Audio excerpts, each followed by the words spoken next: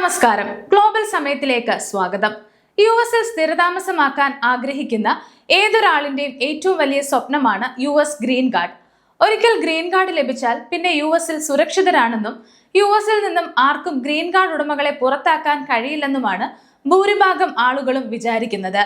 എന്നാൽ പലരുടെയും ആ വിചാരം മാറ്റിമറിക്കുന്ന ഒരു വാർത്തയാണ് ഇപ്പോൾ യുഎസിൽ നിന്നും പുറത്തു വരുന്നത്.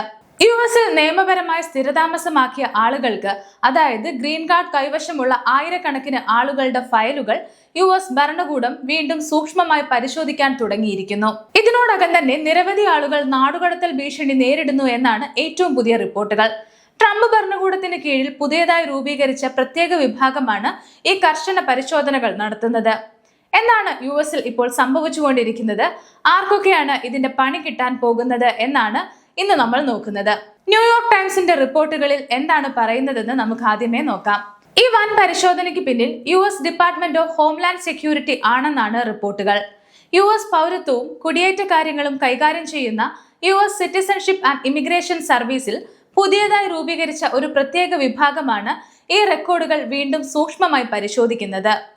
ടാക്ടിക്കൽ ഓപ്പറേഷൻ ഡിവിഷൻ എന്നാണ് ഈ പുതിയ വിഭാഗത്തിന്റെ പേര്. ഇതിനുള്ളിൽ പ്രധാനമായും 3 ടീമുകളാണ് പ്രവർത്തിക്കുന്നത്. ഒന്നാമത്തേത് LPR ഓപ്പറേഷൻസ്, അതായത് ഗ്രീൻ കാർഡ് ഉടമകളെ നിരീക്ഷിക്കുന്ന ടീം. അടുത്തത് ഡീനാച്ചുറലൈസേഷൻ ടീം, ലഭിച്ച പൗരത്വം റദ്ദാക്കാൻ ശ്രമിക്കുന്ന ടീമാണ് ഇവർ.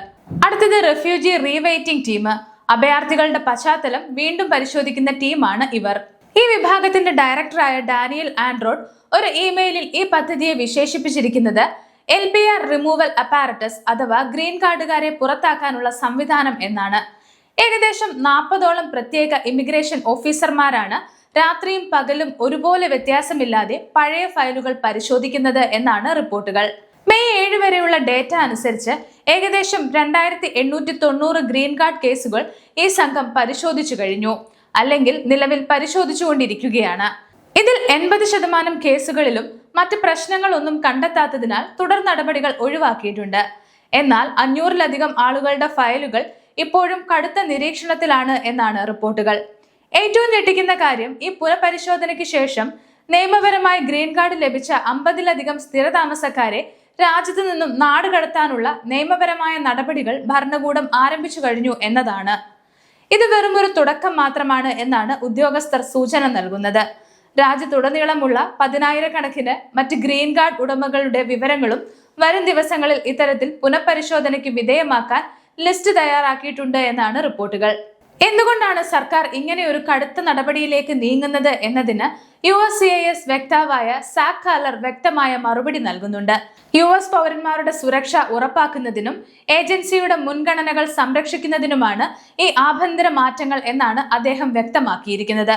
വിദേശ രാജ്യങ്ങളിൽ നിന്നും വരുന്ന ആളുകളെ കൃത്യമായി സ്ക്രീനിംഗ് ചെയ്യുക എന്നത് തന്നെയാണ് തങ്ങളുടെ പ്രധാന ദൗത്യമെന്നും അദ്ദേഹം കൂട്ടിച്ചേർത്തു. ആരെയൊക്കെയാണ് പ്രധാനമായും ലക്ഷ്യമിടുന്നത്? ഈ പരിശോധനയിൽ കുടുങ്ങുന്നവർ പ്രധാനമായും 3 വിഭാഗത്തിൽപ്പെട്ടവരാണ്. ഒന്നാമത്തേത് കടുത്ത കുറ്റകൃത്യങ്ങളിൽ ഏർപ്പെട്ടവരാണ്. ലൈംഗിക അതിക്രമങ്ങൾ, ഗാർഹിക പീഡനങ്ങൾ, മദ്യപിച്ച് വണ്ടി ഓടിച്ച് അപകടമുണ്ടാക്കൽ, മയക്കുമരുന്ന് കടത്ത് എന്നിവയിൽ പിടിക്കപ്പെട്ടവർക്ക് പണി കിട്ടും. അടുത്തത് രാജ്യസുരക്ഷയ്ക്ക് ഭീഷണിയായവരാണ്. ഇറാന്റെ ഇസ്ലാമിക് റവല്യൂഷണറി ഗാർഡ് കോർപ്പസിന് വേണ്ടി അമേരിക്കയിലെ തന്ത്രപ്രധാനമായ സാങ്കേതിക വിദ്യകളും വിവരങ്ങളും ചോർത്തി നൽകാൻ ശ്രമിക്കുന്ന ഗ്രൂപ്പുകളുമായി ബന്ധമുണ്ടെന്ന് സമ്മതിച്ച ചിലരും ഇതിൽ ഉൾപ്പെടുന്നു. അടുത്തത് കള്ളം പറഞ്ഞ് ഗ്രീൻ കാർഡ് വാങ്ങിയവരാണ്. മുൻകാല ഇമിഗ്രേഷൻ അപേക്ഷകൾ സമർപ്പിച്ചപ്പോൾ രേഖകളിൽ തട്ടിപ്പ് വരുത്തിയവരോ കള്ളം പറഞ്ഞവർക്കോ പണി കിട്ടും. എന്നാൽ സർക്കാരിന്റെ ഈ നീക്കത്തിനെതിരെ മുൻ ഇമിഗ്രേഷൻ ഉദ്യോഗസ്ഥരിൽ നിന്നും കടുത്ത വിമർശനങ്ങളും ഉയരുന്നുണ്ട്. മുൻ USCIS ഉദ്യോഗസ്ഥയായ സാറ പയസ് ഈ നടപടിയെ ചോദ്യം ചെയ്തു. നിലവിൽ US ഇമിഗ്രേഷൻ വകുപ്പിൽ 11 ദശലക്ഷത്തിലധികം അപേക്ഷകളാണ് കെട്ടിക്കിടക്കുന്നത്. 2019 ശേഷം ഈ ബാക്ക്ലോഗുകൾ ഇരട്ടിയായി വർദ്ധിച്ചു.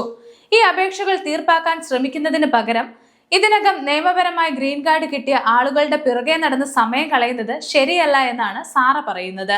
പലരുടെയും സംശയം ഗ്രീൻ കാർഡ് ഉള്ള ഒരാളെ യഥാർത്ഥത്തിൽ നാടുകടത്താൻ സാധിക്കുമോ എന്നാണ്. എന്നാൽ സാധിക്കും. കൊലപാതകം, മയക്കുമരുന്ന് കടത്ത് തുടങ്ങിയ വലിയ കുറ്റങ്ങളിലോ ഇമിഗ്രേഷൻ തട്ടിപ്പുകളിലോ ഏർപ്പെട്ടാൽ ഗ്രീൻ കാർഡ് റദ്ദാക്കാം. എന്നാൽ ആദ്യമായി പിടിക്കപ്പെടുന്ന ചെറിയ കുറ്റങ്ങൾക്ക് സാധാരണയായി നാടുകടത്താറില്ല. കൂടാതെ ഗ്രീൻ കാർഡ് ഉള്ള ഒരാളെ പെട്ടെന്നൊരു ദിവസം നാടുകടത്താൻ കഴിയില്ല. അവർക്ക് ഇമിഗ്രേഷൻ കോടതിയിൽ ജഡ്ജിക്ക് മുന്നിൽ തങ്ങളുടെ ഭാഗം ന്യായീകരിക്കാൻ നിയമപരമായ അവസരം ലഭിക്കും.